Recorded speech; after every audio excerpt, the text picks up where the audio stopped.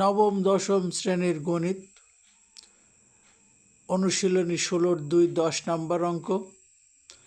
একটি রম্বসের পরিসীমা 180 সেন্টিমিটার এবং ক্ষুদ্রতম কর্ণটি 54 সেন্টিমিটার। এর অপর কর্ণ ও ক্ষেত্রফল নির্ণয় করো।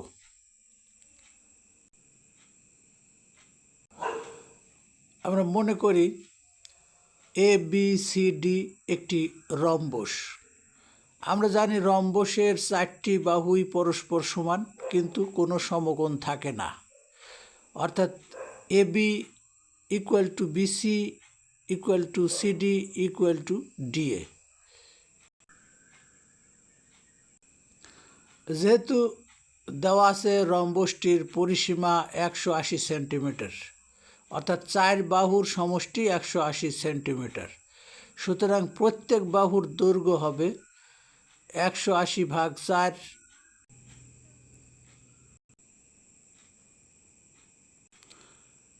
দেওয়া আছে ক্ষুদ্রতম কর্ণটি BD সমান 54 সেন্টিমিটার। অপর কর্ণ AC দৈর্ঘ্য নির্ণয় করতে হবে। আমরা জানি রম্বসের কর্ণদ্বয় পরস্পরকে সমকোণে সমদ্বিখণ্ডিত করে এবং AC ও BD কর্ণদ্বয় পরস্পরকে O বিন্দুতে ছেদ করে।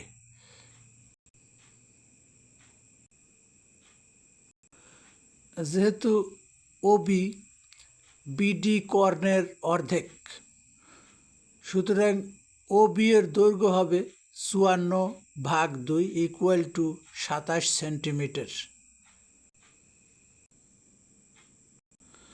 আমাদের জানা আছে রম্বসের কর্ণদ্বয় পরস্পরকে সমকোণে সমদ্বিখণ্ডিত করে, অর্থাৎ রম্বসের কেন্দ্রে যে 4টি কোণ আছে প্রত্যেকটা কোণই 90 ডিগ্রি হবে।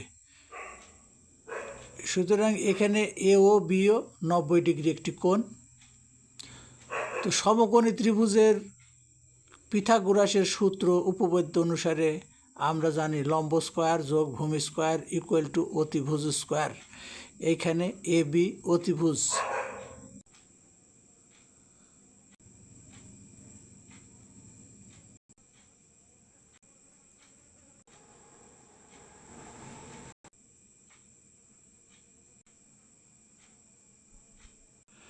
আমরা OA অর্থাৎ AC কর্ণের অর্ধেক OA সমান পেয়েছি 36।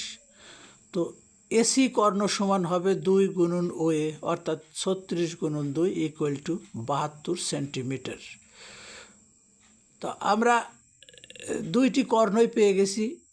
BD সমান দেওয়া ছিল 54, AC সমান পেয়েছি 72। আমরা রম্বসের ক্ষেত্রফলের সূত্র থেকে জানি 2 × কর্ণদ্বয়ের গুণফল। সুতরাং ABCD রম্বসের ক্ষেত্রফল হবে 2 × AC কর্ণ গুণন BD কর্ণ, অর্থাৎ 1/2, অর্থাৎ হাফ × 72 × 54। এবার আমরা রম্বসের ক্ষেত্রফল পেয়েছি 1944 বর্গ সেন্টিমিটার।